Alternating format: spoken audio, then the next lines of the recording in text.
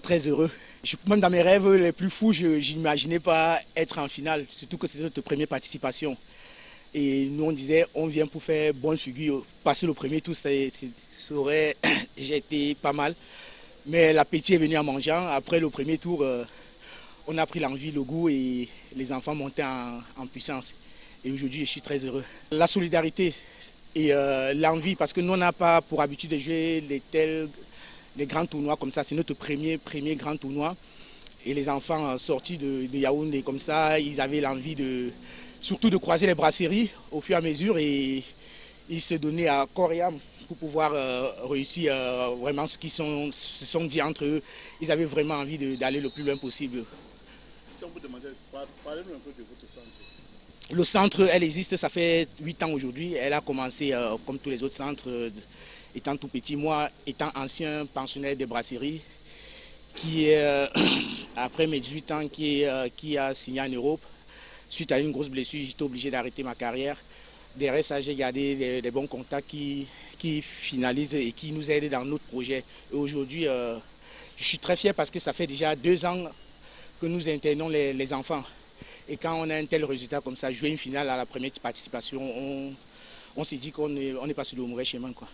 Et votre centre compte combien de catégories? Ça compte les 4 catégories, les benjamins, les minimes, les cadets et les poussins. Vous êtes situé à Yaoundé? À Colbison, sur le terrain de l'ENSA.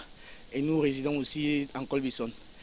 On sait que plusieurs anciens joueurs comme vous n'aiment pas que vous reveniez investir dans le football. Pourquoi vous revenez investir dans le football? Parce que ce que je suis aujourd'hui, c'est le foot. Même si je n'ai pas fait carrière, tout ce qui vient à côté, c'est voilà, le travail que j'ai fait aujourd'hui, c'est le foot qui m'a permis de faire ce travail. C'est pour ça que dans notre effectif, le staff, il n'y a que les joueurs de brasserie. Mon directeur technique, c'est un ancien pensionnaire. Mon scout suédois, là, c'est M. Nka José, un ancien pensionnaire. Mbete Mezan, un ancien pensionnaire du côté de l'Est. Et voilà, ma main droite, c'est aussi un ancien pensionnaire du côté des Bolo-Vadon. On s'est réunis, on a dit, bon, on peut mettre un tel projet en place et on y va, quoi.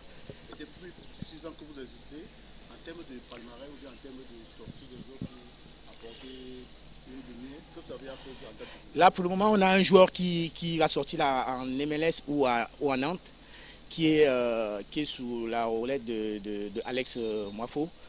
Et il y a les joueurs qui suivent, là, il y a 4 joueurs on est en train de finaliser. Derrière ça, il y avait 2 joueurs qui devaient aller à Clermont.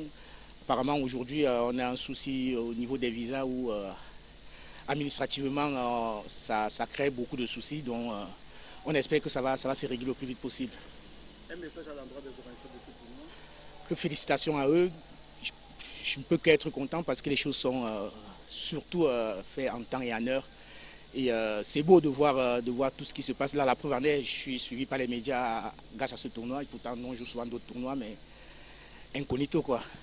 Et je les remercie. Et un grand merci particulièrement à Maurice Simeni, qui a aussi œuvré avec M. Nono, qui a œuvré à ce que nous puissions jouer ce tournoi.